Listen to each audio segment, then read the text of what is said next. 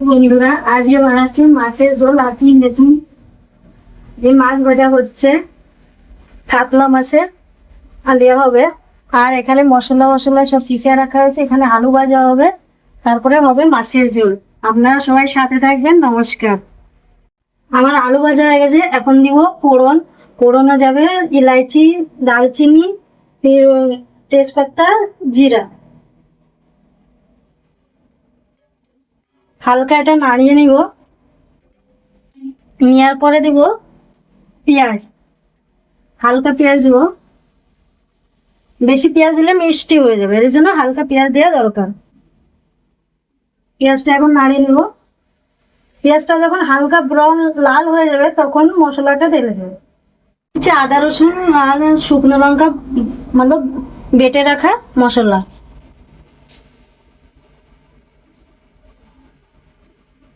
আর দেবো না।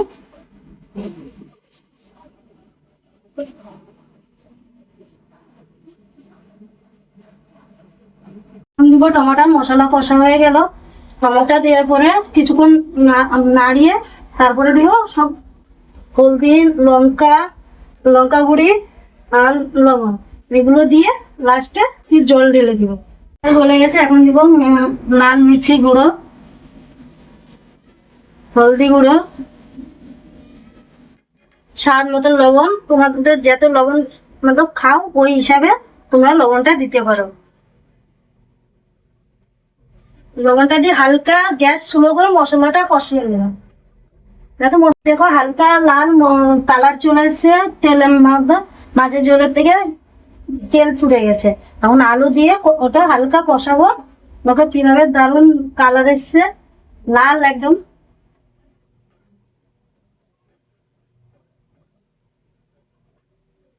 হালকা কষে গেছে, পাশে থেকে লাল লাল তেল ছুটে দিয়ে এখন দিব জল।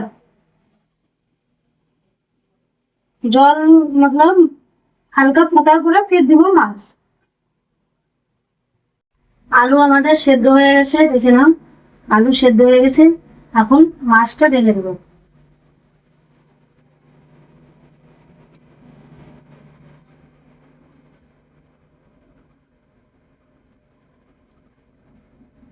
দেখো মাছের কালার কি সুন্দর এসছে, লাল লাল। দেখুন কিভাবে তেল, মাছের তেল আছে আর লাল লাল পুরো সুন্দর কালার হয়েছে মাছের। এখন আবার রান্না করা শেষ। হালকা ঘরের গরম মশলা, যে ঘরে তৈরি করা আছে গরম মশলা ছিটিয়ে দিয়ে এখন আমি নামিয়ে নেব। বন্ধুরা, কি সুন্দর মাছের ঝোল রান্না হয়েছে, কালার দুর্দান্ত লাল পুরা। আপনারা ঘরে তৈরি করে খাবেন, দেখবেন আপনাদের খুব ভালো লাগবে। সাপোর্ট করো, সাথে থাকো। নমস্কার।